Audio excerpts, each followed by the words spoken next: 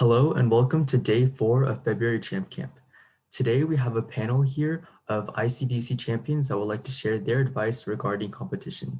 So why don't we go ahead and have each of our panelists introduce yourselves first. You can say your name, chapter, and your grade level.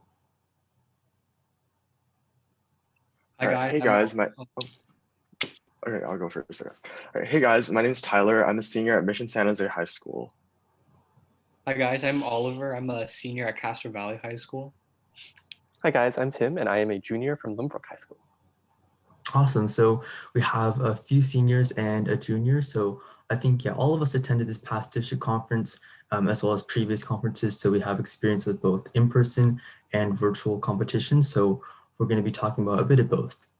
All right. So my first question for all the panelists is, before we get into any more specific questions, do you have any general advice or strategies that work especially well for you that you just want to say at the beginning that you think would be especially helpful that you wish you would have known before going to competition?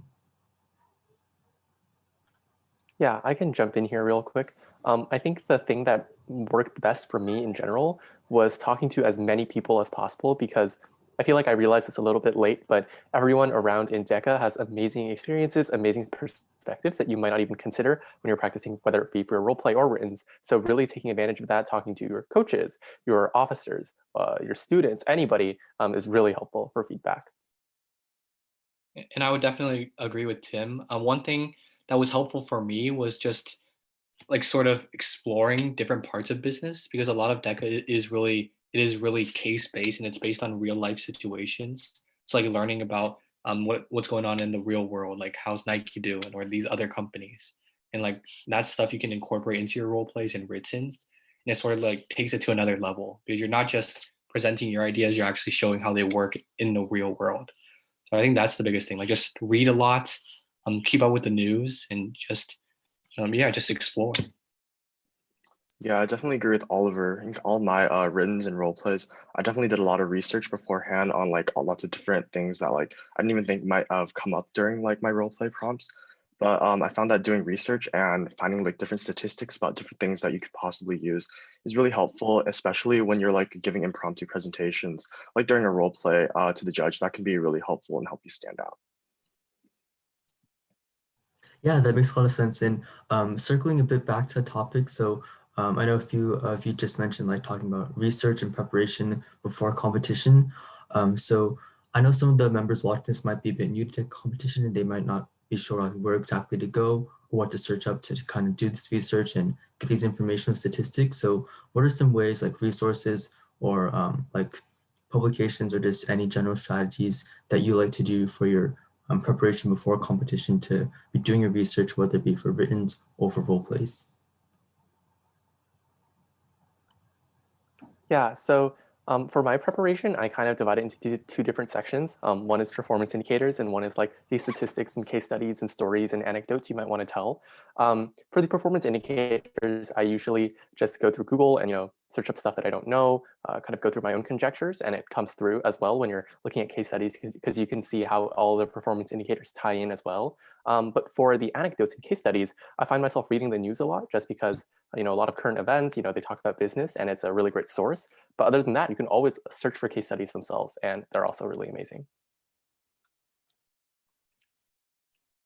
Yeah, and I would just add for the you mentioned the specific sources. I would say basically anything you search up.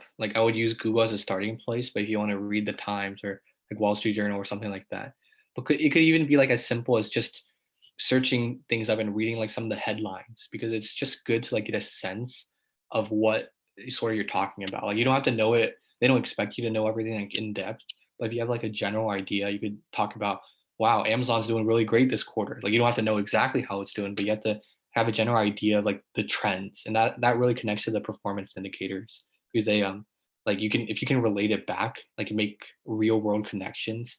I feel that's what judges really like. Yeah, I definitely agree. Starting with Google, what Tim and Oliver said, is definitely the best place to start. And I usually find myself going on to Business Insider and just scrolling through all the headlines to see what's going on, what's the new trends. And that seemed that I feel that really helps during different role plays and written presentations too, because it really helps you give really helps you get that like real world information about like what's going on in the world. Awesome, that was very insightful. Okay, our next question is, so since we all attended district and went through virtual competition and everything, so what are some like specific tips or any strategies that you use differently in virtual district competition, but that's a bit different from what you would usually do in an in-person conference? So I think the main thing for me in the virtual conference environment is that it feels like we're lacking a bit of the personal connection you would normally feel with in-person judging. And I think that's actually really important because judges obviously are looking at lots of presentations and you would really want to show your passion and also your knowledge about the topic. So I think one really big thing that I've been trying to do in virtual environments is really try to wow or hook the judge in or really connect with the judge, whether it be through making some really nice diagrams on Google Docs or it be, speaking more interactively and being enthusiastic and bringing personal stories and all that kind of stuff into my presentations. And one thing I really like what Tim just said was the energy, like the enthusiasm, because these judges are looking at a lot. They're staring at a screen like you guys, like going through online school. So like it's really cool if you can have some like energy, like bring some flavor into it. Like don't just sit there, give a 10-minute presentation and be done with it. Like really try your best to like use some hand gestures, but even like just your tone of your voice, like change it up, add some spice to it. Like I like to cook a lot, so like when you're cooking, you use a ton of spices to make it taste more flavorful. Like the same thing is when you're making these presentations, like do something creative. Even if they'll want to listen to you, like they'll be. Yeah, I definitely agree. Even during physical conferences, you always have to have that kind of like wow factor and that kind of unique spark about you and your team that'll really help you like put yourself onto like first, second, or third place. And I definitely agree with like virtual conferences, it's like no different.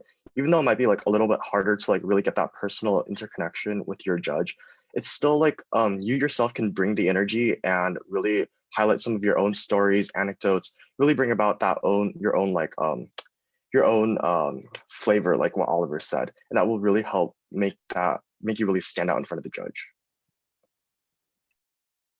Yeah, and back to what Oliver and Tim were mentioning about like just trying to be more like confident or personable. At the judge feedback session at district around the last week, the Monday through Wednesday, they had, or I think Tuesday through Thursday, a lot of the judges like mentioned through the different days that they really look for this confidence and being able to make an exciting and relatable presentation and not just like stating the facts and going to the PIs, but actually making it interesting and vivid. So I think it's a very great point, and definitely like judges agree with that and they want to see that. Okay, our next question is kind of on a similar note, but what are your best strategies for trying to like stand out to judges? Since like Oliver mentioned, judges will be viewing tons of presentations and especially like in a virtual environment, they'll be watching the videos instead of seeing them in person. So how do you stand out to make yourself memorable and to score those points? Yeah, I think something that's super valuable, as we talked about, making that connection and being different from other people, is that you want to make sure that you feel like you're really talking to a real person, especially in the virtual environment. I don't want to look at notes. I usually try to memorize and have a good idea of what I want to say, and I just speak on Zoom, right? And my face is there. So I pretend I'm talking to the judge, which is actually me talking. But you want to make sure everything is really personable. You're talking directly to the judge. And even in like the real in-person setting, you're not looking at your notes all the time. You're presenting cool diagrams, all that kind of stuff. So I feel like that is really important for standing out and making yourself more individualized. Yeah, I definitely agree, and I think it's like your own way. Like it's gonna depend on like what kind of style you are. Like it's all. I can't really make like a general thing. Just like this is what you do. This is the checklist, but it's more like what fits you. And I'll give you a quick story. I love sharing this story, because it's about a role play. So I don't. This was someone told me this. Like it was a customer service role play. It was like how do you handle a complaint?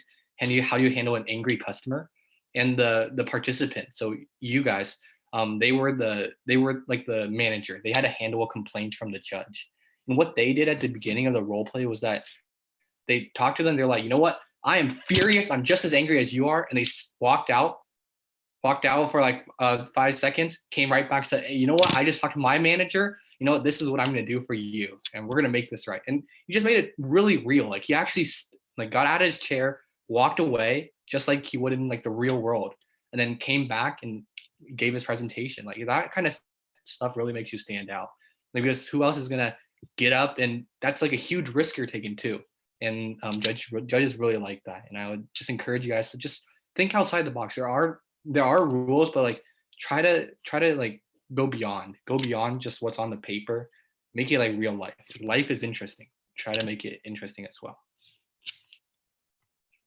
Yeah, I definitely agree with Oliver. So actually my partner and I, when we do our own TDMs, we actually have like a similar situation that we kind of recycle, and it turns out to be pretty well usually because we do pretty well.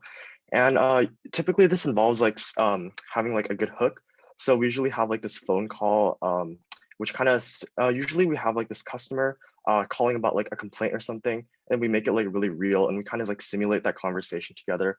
And the judges are usually really entertained because we make that like really funny, and then they really gets that like their attention going. And then after we finish that phone call, we usually dive into the performance indicators and try to keep it really casual and like both informational too, but really find that balance between the interesting aspect as well as the informational aspect. I feel like that really helps you stand out. Yeah, those are some great strategies, and I especially love the example Oliver mentioned. I think I've heard it like many times as well. I think Bryson was the one who originally mentioned it, but I just want to like add that you don't want to be like super dramatic during every single role play. It really depends on the situation. But yeah, he was like emphasizing to just be able to think out of the box, be creative, and do something unique. And I think that's very important.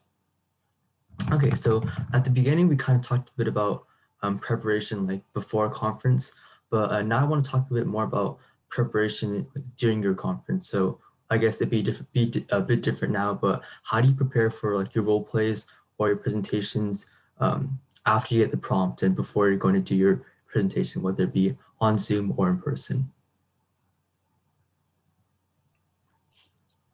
Yeah, for me, when I get the prompt, I usually take some time and try to put myself into the shoes of the actual role itself. So make sure I'm familiar with that and kind of know how I'm going to be playing that role in the role play, or preparing for that during that time. And essentially, I don't want to plan out everything super verbatim. I try to just create a general outline for the PIs and how I want to answer them, but then spend a lot of my time, dreaming up creative ideas for, standing out or making amazing diagrams and stuff like that. So I think that's where my focus really lies, and it's what really, pushes you out there and makes you stand out.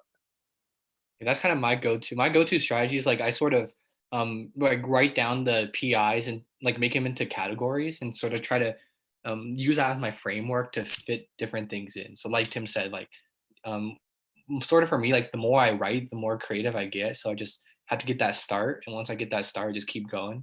So that's sort of what I do. I just want to make sure like whatever it is, even if I don't understand the prompt, and there are going to be cases where you don't understand, I just write it down and just sort of like think while you go.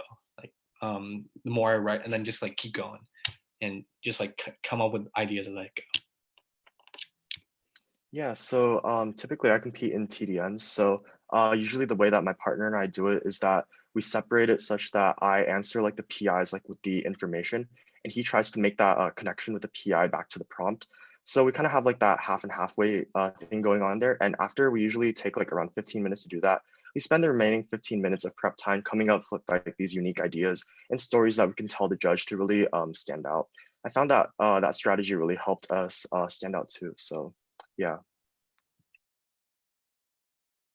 Yeah, and I'd just like to add that, especially in a virtual environment, you have lots of time to be able to think of what you want to say. So, and you have as many takes as you want to record your presentation. So don't be afraid to try to redo it or try to think of some outside the box ideas, since you definitely have lots of time. Okay, our next question is, this may not apply necessarily to everyone, but if in like a previous competition, it can be at like any level of competition, has there ever been like a mistake that you made that you like will regret or wish you hadn't done, that you would have known, you would have wished to known, you wished you would have known not to do beforehand?